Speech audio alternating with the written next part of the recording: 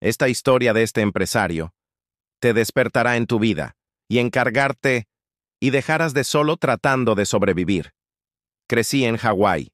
Soy japonés norteamericano de cuarta generación. Mi padre pobre era el jefe de educación del estado de Hawái, un hombre con un doctorado de la Universidad de Stanford, de Chicago y de Northwestern.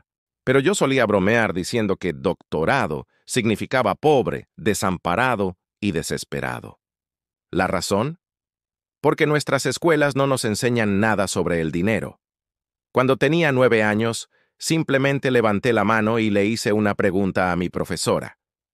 Yo asistía a una escuela para niños ricos, aunque yo era un niño pobre, y quería saber, ¿cómo es que ellos eran ricos y yo era pobre? La profesora me respondió, «Bueno, si sigues en la escuela serás rico», le contesté. «No me confundas. Mi padre tiene un doctorado y está arruinado».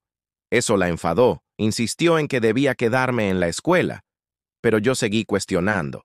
Levanté la mano una y otra vez, hasta que finalmente lo soltó, como si fuera una señora de iglesia en plena prédica. Me dijo, «El amor al dinero es la raíz de todos los males». Yo le respondí, «Puede que sea malo para ti, pero a mí me gustaría tener un poco». Esa era la actitud que ya comenzaba a formarse en mí. Recuerdo que fui a casa a hablar con mi padre pobre. Era un buen hombre, alto para ser japonés, buen esposo y buen padre, pero no sabía nada de dinero. Le preguntaba constantemente, «Papá, ¿cuándo nos van a enseñar en la escuela sobre el dinero?» Y él también terminó soltándolo. Solo puedo enseñar lo que el gobierno me permite enseñar, y el dinero no es una de esas materias. Esa fue mi primera llamada de atención. Comprendí que la educación era, en gran parte, un lavado de cerebro. Nunca me fue bien en la escuela, aunque logré obtener un título universitario y asistí a instituciones muy buenas. Hice todo lo que se suponía debía hacer, pero jamás aprendí nada sobre el dinero. Fue entonces cuando, a los 9 años, empecé a estudiar con mi padre rico. Él nos enseñaba, a su hijo y a mí, mi mejor amigo, sobre el dinero, jugando al Monopoly. Y aunque existen millones de fórmulas para hacerse rico, él nos enseñó algo muy simple, que hay muchas maneras de llegar al cielo financiero, pero también muchísimas más formas de acabar en el infierno financiero. Hoy, gracias a esas lecciones, soy dueño de más de 7,000 propiedades de alquiler, 5 hoteles, pozos de petróleo. Todo lo que hago es jugar al Monopoly en la vida real. No es tan difícil hacerse rico, pero necesitas tener buenos maestros. El problema es que hay demasiados falsos maestros. Vivimos en un sistema escolar falso. Tenemos dinero falso. La Reserva Federal imprime todo lo que quiere. Y tenemos activos falsos. Acciones, bonos, fondos de inversión y ETFs. Yo no toco esas cosas, aunque admito que la persona promedio debería hacerlo. Tampoco ahorro dinero. Yo uso la deuda para hacerme rico. En Fake también escribí sobre el concepto de retorno infinito. Mientras mayor sea tu coeficiente intelectual financiero, menos necesitas dinero. De hecho, no se necesita dinero para hacer dinero. Esa es una de las grandes mentiras que nos han repetido durante décadas. Desde 1973, no he necesitado trabajar por dinero. Uso la deuda, uso el dinero de otros, pido prestado para hacerme rico. Y aunque respeto a personas como Dave Ramsey, un buen amigo mío, que aconseja vivir sin deudas, lo cierto es que ese consejo depende de la audiencia.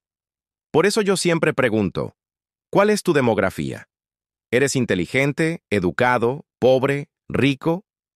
La demografía y el deseo de aprender son mucho más importantes que la educación formal, porque lo que la mayoría no sabe es que el dólar estadounidense es falso. Cada mes, incluso cada día, imprimen miles de millones. Y con ese dinero falso compran activos falsos. La deuda es otro tema. Mucha gente cree que toda deuda es mala.